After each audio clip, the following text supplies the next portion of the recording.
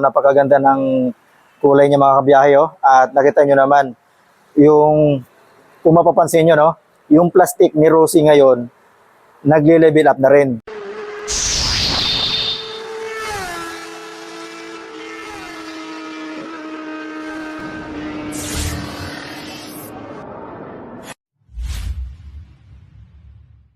Mga kabiyahe, andito tayo muli sa Rosie San Nicolas Tres, Bacoor, Cavite branch.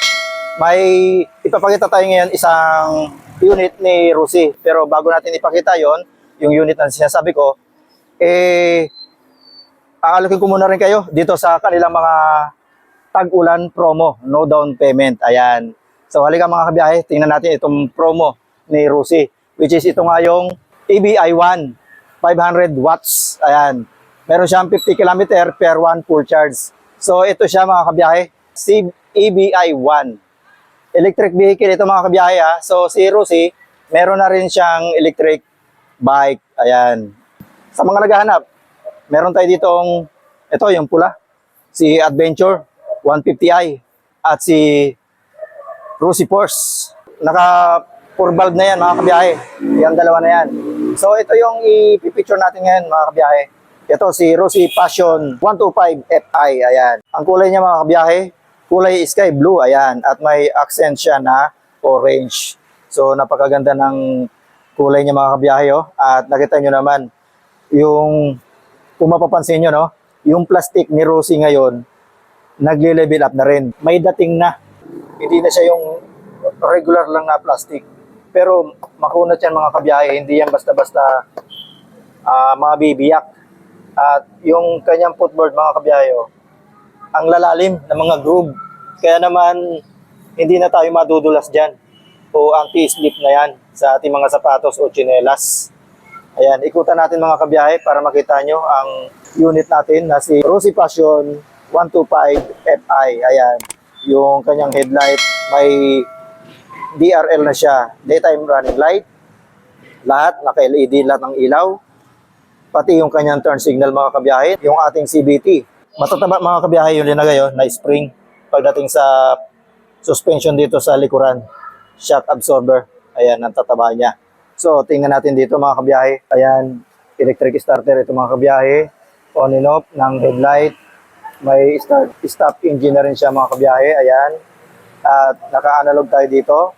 May speedometer, kilometer, may engine indicator, turn signal indicator, may light indicator. Ayan. Yan yung mga makikita natin dito sa board panel niya. And then dito naman sa kaliwa, mayroon tayo ditong high and low beam, busina, turn signal, at the same time, ito na rin yung pinaka-hazard niya.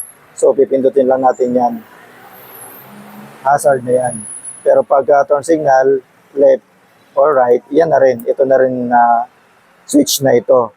At dito naman sa baba mga kabiyahe, ito yung makikita natin ditong susi niya na makabago na rin, oh, malaki na rin yung susian natin dito o ignition switch. Ayan. At may bulsa dong maliit. At dito sa kaliwa, may malaki ditong bulsa. So ito naman mga kabiyahe, yung appearance ng kanyang upuan. Ito yung leather niya, may pagka-rubberize, kaya hindi siya madulas. Under seat box niya, dito naka-install yung battery. At ito naman yung pinaka, ganyan yung position niya. Ayan. So ayan, ito lang yung pinaka box natin dito. Raincoat, pwede dyan mga kabiyahe. Ito naman yung ating gas tank cap. O ito rin yung gas tank, itong nasa ilalim. So malinis na malinis siya mga kabiyahe. Ito naman yung appearance ng grab bar natin. Coated siya ng plastic pero metal yan. So pagdating naman mga kabiyahe sa kanyang braking system, harap mga kabiyahe, naka disc brake rotor tayo dyan. At yung likod naman natin, gumagamit tayo dyan ng mechanical drum brake. Ayan. Ito naman mga kabiyahe, yung appearance ng harapan ni Rosie Passion 125 Fi. Ayan.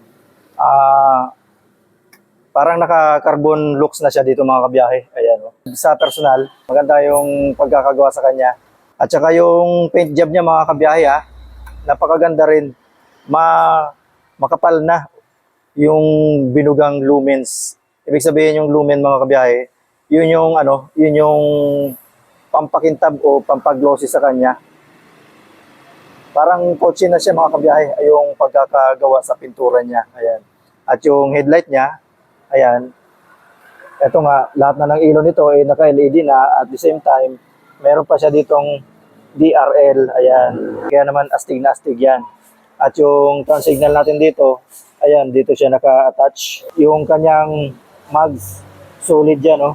At ang isa pang maganda dito mga kabiyahe, bukod sa meron na siyang electric starter, meron din siya mga kabiyahe na kick starter, ayan. So kahit mahina yung battery natin, under pa rin ito dahil eto, gagamitin lang natin ito. At ang size ng gulong niya mga kabiyahe, 70 by 90 by 14, ayan. So maganda yung sukat dahil di 14 mga kabiyahe, hindi mahirap hanapan ng goma aftermarket. Dito sa likuran niya, 80 by 90 by 14. So same sila ng sukat harap likod, di 14 mga kabiyahe. Goods na goods dahil yun nga, di 14, hindi mahirap hanapin sa market yan. Ito naman mga kabiyahe, yung posisyon natin dito mga kabiyahe ito. Sobrang napakababa lang niya.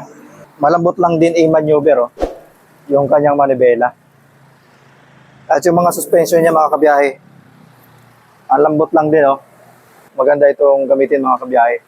So, ang presyo naman ito mga kabiyahe, naglalaro lang yan mga kabiyahe sa 55,000. At kung kukunin naman natin ng installment, magkakaroon lang tayo dito ng 3,000 para sa kanyang down payment.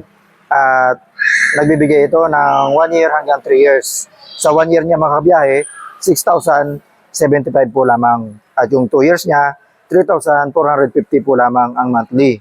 Yung 3 years niya naman, 2,575 pesos po lamang yung monthly amortization sa 3 years.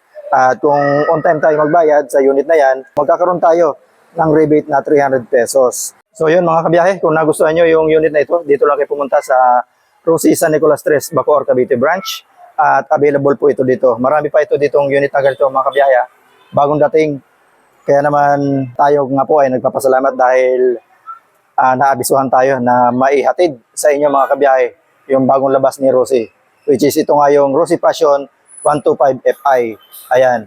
By the way mga kabiyahe, tayo po ay muli na namang magbibigay ng grocery food pack sa ating mga kabiyahe. Ito po ay ginagawa po natin yearly at meron po sa atin nag-sponsor. Hindi lang po natin siya pwedeng i-mention dahil ayaw niyang mame-mention siya.